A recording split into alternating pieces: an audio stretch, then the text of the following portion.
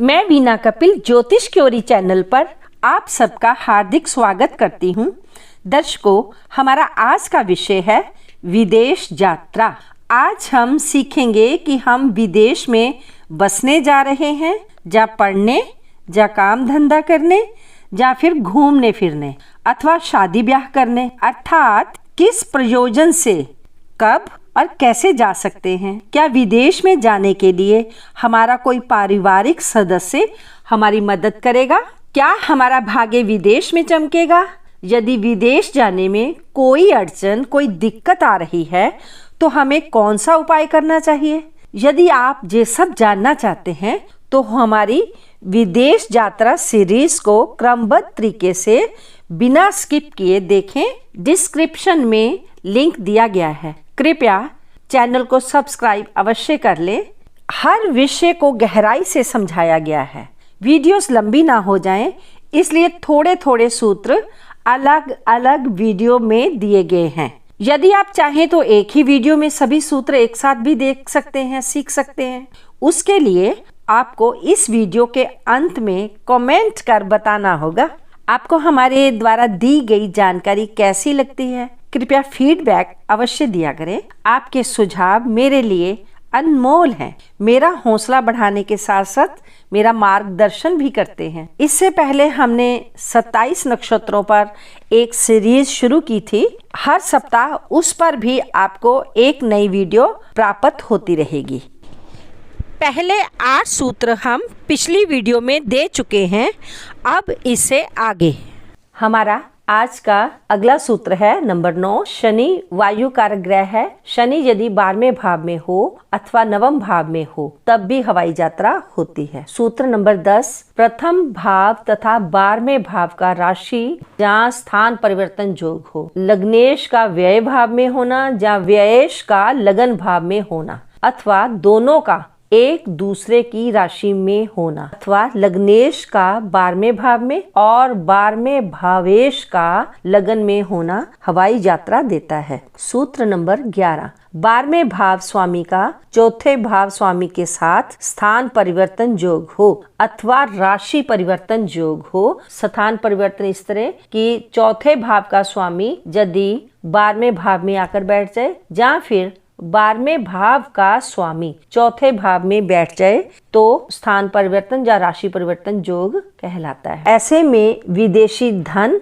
या विदेश में भवन आदि स्थायी संपत्ति बनती है। सूत्र नंबर 12। लगन भाव का स्वामी लग्नेश, चतुर्थ भाव का स्वामी सुखेश और 9वें भाव का स्वामी भाग्येश। लग्नेश, सुखेश और भाग्येश इनमें से कोई भी यदि छठे भाव में, 8वें भाव में या फिर 12वें भाव में जा बैठे अथवा छठे भाव, 8वें भाव या 12वें भाव के स्वामी लगन में, चतुर्थ में या 9वें भाव में आ जाएं, तब भी विदेश यात्रा का योग बन जाता है। सूत्र नंबर 13। चंद्रमा यदि प्रथम, चतुर्थ, 7वीं या 10वीं अर्थात मेष राशि, कर्क राशि, तुला राशि या मकर राशि इन राशियों में हो और जन्म पत्रिका के छठे भाव, 7वें भाव, 9वें भाव, 10वें भाव या फिर 12वें भाव में उस समय चंद्रमा बैठे हों, तब भी जन्म स्थान से अति दूर या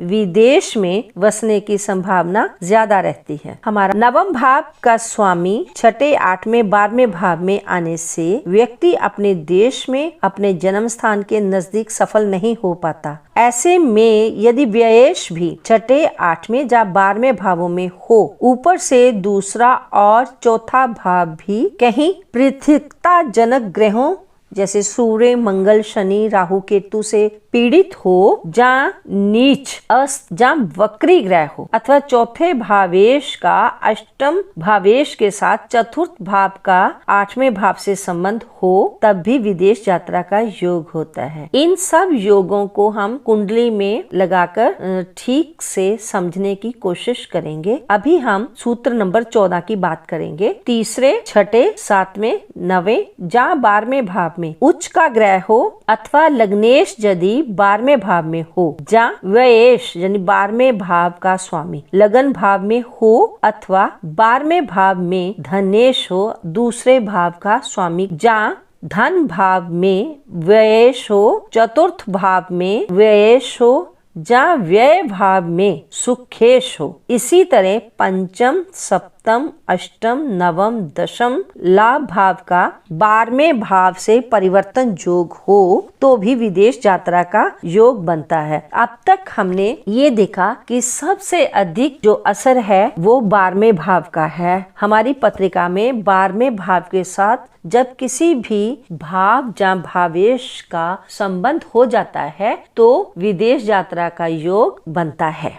सभी सूत्र एक ही वीडियो में देने से वीडियो बहुत लंबी हो जाएगी, इसलिए छोटी छोटी वीडियोस की सहायता से रोचक ढंग से आपको जानकारी दी जा रही है। तो बाकी सूत्र नेक्स्ट वीडियो में देखेंगे। जिन दर्शकों को सभी सूत्र एक ही वीडियो में जानने हैं वे कृपया कमेंट के माध्यम से मुझे सूचित अवश्य करें, उन्हें पूर्ण वीडियो भेज दी जाएगी। मुझे पूर्ण विश्वास है कि यदि आपने इस विषय पर सभी सूत्रों को कंठस्थ कर लिया तो आप घर बैठे अपनी पत्रिका से अच्छे से जान पाएंगे कि आप विदेश कब जा सकेंगे, क्या उपाय करने होंगे, सभी विषय आप जान पाएंगे। आपको हमारे द्वारा दी गई जानकारी कैसी लगती है, किसी अन्य विषय पर आप क्या सीखना चाहते हैं, अथवा आपको अपनी जन्म पत्रिका के बारे में यदि कोई निःशुल्क जानकारी चाहिए तो कृपया कमेंट में अवश्य लिखें। मैं विदेश यात्रा की इस कड़ी में